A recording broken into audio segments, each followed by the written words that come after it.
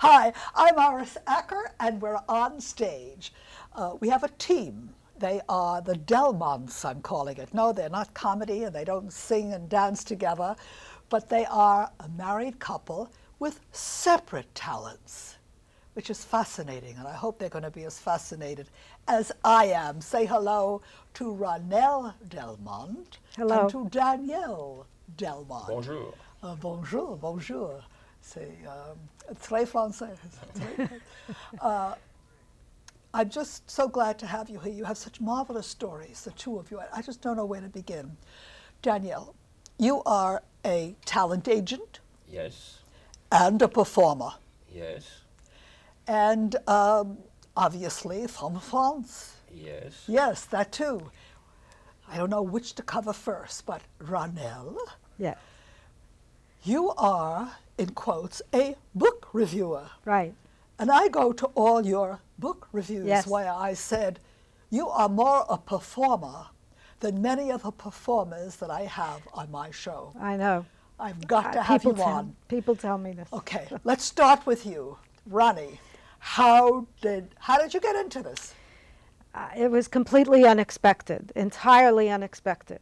I had been in the antiques business in Greenwich Village for many years, decades, turned into a professional belly dancer in New York City. Hold it right and there. moved- Professional belly dancer. Right. This is Ronnie a few years ago. Am I right? Let's just wait for the camera to come to me. And there she is. Wow. Oh, it's a few years ago, Ronnie. It's hard to believe, yes. 95 I pounds. love it. A professional belly dancer. That was 30 years ago. 30 30, years ago. right. No, not that long.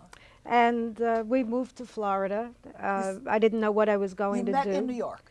We met on the Oceanic. Danielle was singing with his partner Dimitri, and I was belly dancing. We were performers on many cruises that I did as a belly dancer, and he performed. We met, and How long do I know you? I didn't know the story. well, we're only here 20 years, so you can't know us longer than that. So No, but I'm just saying, as long as I know you, I didn't know this story. How Right. you met? I never thought to ask. very romantic. It was. My goodness, you're a belly dancer and you're singing with your partner. Okay, Right. you met, fell in love. Right, and when we moved to Florida, we really didn't know what we wanted to do because we had an entertainment agency in Soho. And we were booking nationwide entertainment for parties and birthdays, you know. Soho is south of Houston. Let's just tell them, Soho, okay, south of Houston Street. Most in people New know- York City. Right. And I had been living in Greenwich Village since 62 or 63, I think it was, when I moved there. So when we came to Florida, I didn't know he knew what he wanted to do. He sang all of his life. He's been singing. But I wasn't sure, and I did many things. I even went to work at Pan Am Airlines because I've studied nine languages in my life, and I thought that would be great to have a job like that and be able to have free travel all over. But Pan Am, after 2 years, went out of business. And one day, Chuck James, have you ever had Chuck James on? Do you know Chuck James? He's an entertainer down here. He was social director of a little hotel on the beach called the Tarleton Hotel. No longer exists. And Danielle would come there to sing now and then for him, entertain the people who lived there. And Chuck was driving Danielle crazy. Oh, my book reviewer, she died. I don't know what's going to happen. I need a book reviewer. Danielle, do you know a book? He says, my wife, she went back to college and she's reading so many books. Maybe she could talk about books. So Chuck asked me to come, and I spoke about Jean Harris's book that It wasn't that long ago then. it wasn't, well, it was 10 years ago. 10 years ago, yes. And that's the first time I ever did such a thing, and that's what happened. And Ever from since that, then- another person said, that was Oh, fabulous. they You drove him crazy. Oh, your wife is doing book reviews? I didn't even know what I was doing. I'd never heard of I mean, in Greenwich Village, I never heard of it. I never heard of this profession. Of book And it's like a niche that I've sort of carved out for myself over the years, and I love doing them, especially when it's a novel, and I dramatize the novel. So it's sort of a form of entertainment. It's not, No I doubt do about not it. read from paper. I don't read even from index cards. I can't use index cards. And I improvise. Every book review is different from, even if I'm doing, say, The Kite Runner, I must have done that book for audiences maybe 50, 60 times. The author and, is? Khaled Hosseini.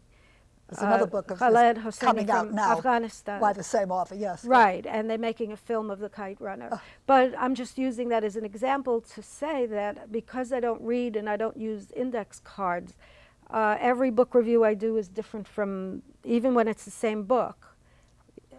All I can say is you make them come to life. Thank you. You see the characters. I mean, I fell in love with her reviews. If I miss one, I say, oh, Ronnie, where are you doing that book again so I can go and catch it? Well, when people say that about me, I always tell them the same thing, that when I was a little girl growing up on the Lower East Side of New York and Brownsville, Brooklyn, my mother constantly called me Sarah Heartburn. That was her nickname for me. So evidently I was... Of Sarah Bernhardt. I think all our mothers did the same. Mine right. too. I was Sarah Heartburn, you know, and I don't know, you know, you find yourself when you have to go out and work and you But how did you get to belly dancing? Oh, I was an antiques dealer on Bleecker Street, and many of my customers were belly dancers. And we used to go to 8th Avenue and 28th and 29th Streets in Manhattan on the west side. That was the fur district and the beginning of the garment center. And at night, it became the nightclub district for belly dancers. They all had Arabic names like Egyptian Gardens and Port Said, but they were all owned by Greeks. So I ended up learning to speak Greek and dancing Arabic style belly dancing, and I did this for many years. I taught at the New School for Social Research. I had a class in Middle Eastern dancing, and I worked in all the nightclubs. But Isn't that fabulous? as you can see, there were 2 belly dancers now in me. But I loved it. I loved it. And it was a wonderful career. So Danielle, let's go with you. Sure. You were born in France. Yes, in Paris. In Paris. And I have a picture here I'm going to hope that I can hold up. Let's talk about the war. And you were how old? In that picture, I was about 5.5. Okay, you were 5.5. Let's see if I got the right hand here. Oh dear. Have I got you? There you are. 5.5 years old. Okay. Right. And this woman standing in That's it. the doorway here Saved my life. saved your life. Let's hear that story. Well, this was 1943. The French Vichy government, the French police in those days worked with the Germans. So they came and arrested all the Jews. And the buildings that you saw were Napoleon's caserns. All the soldiers were there. They were very old buildings. And when the Jews came from Russia, from Poland, because it was so cheap to live there, you had thousands of people living there. So that's where I was born. And the lady who you saw Saved you. saved my life, she had a little store, a grocery store.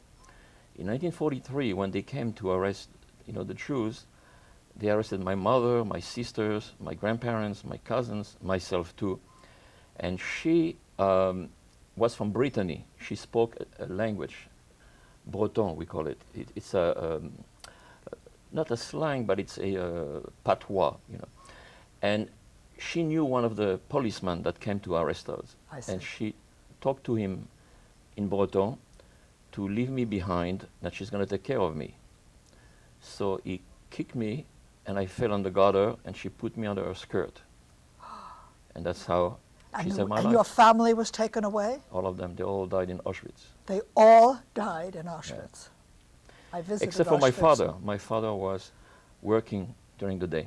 So when he came, everything was gone.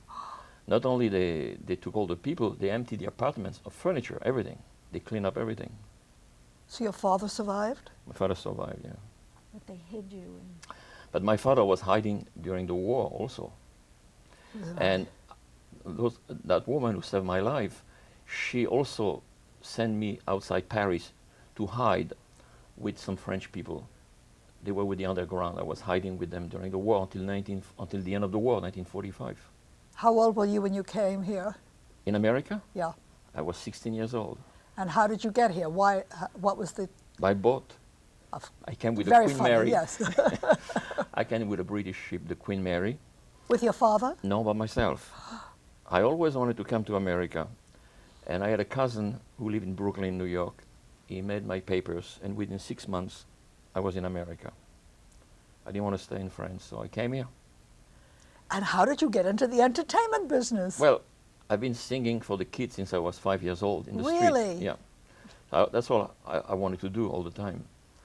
But when I came here, I was too young to work in nightclubs. So I went to work. I went to night school to learn English, and I went to work in the Fur District. My the father, Fur District. my father was a tailor. He had a few stores in the garment business, so he taught me how to make garments for women. At 16, I made garments for women, you know. When I came here, I got a job in the Fur District. I was working for 2 years until I was 18. And then I said, enough is enough. Now I'm 18, I'm going to show business. That's And how you just did it. I mean, I how just did did it. Where was your first job? My first job was for free. Well, of course. But in those days, I worked in a few nightclubs in New York City. One was called the Viennese Lantern, and one was called Café Gringzing. And then I work also for French organizations. you know, Ah, Because I do sing in 8 languages.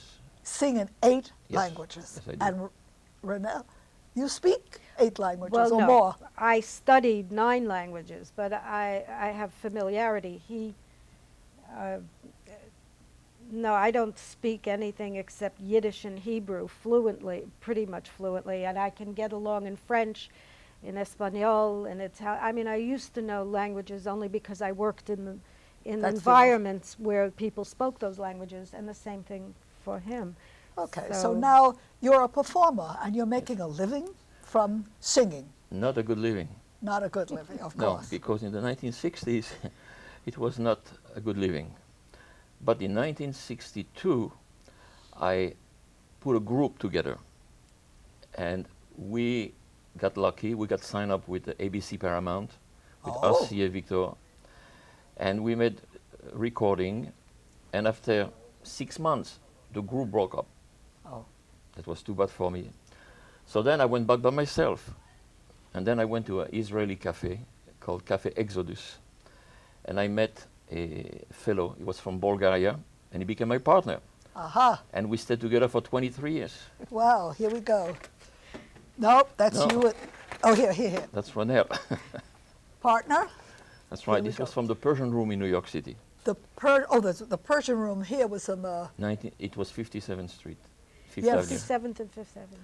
and the Where magazine still exists in New York. Yeah, this Oh. was Where to go, 1973. 1973. Okay, and what were you doing? Singing? Singing. Comedy? Singing. Just singing. With an orchestra, we were singing international songs, different languages. And then you got booked on the ship, cruise ship, That's right. and here you are. That's right. Now, what made you go in booking other entertainers? As you said, you Well, after working all my life for agents, I decided it's time I go and become an agent, because I'm in the wrong end of the business here. They're all making the money and not me. So I decided by becoming an agent, I'll do better than singing. And I was right. If you don't have a big name, you don't make Yes. any money. You make a living, but you don't make any money, really. So by becoming an agent, I'm doing better than when I was performing. but you But still perform. Of course, I love to perform. So they get a double due from you. Sometimes they'll call and they say, I want to book so-and-so, this female singer. And you know what, What? Danielle? You too. That's right, exactly what happens all the time. It does. Fortunately, you brought your guitar.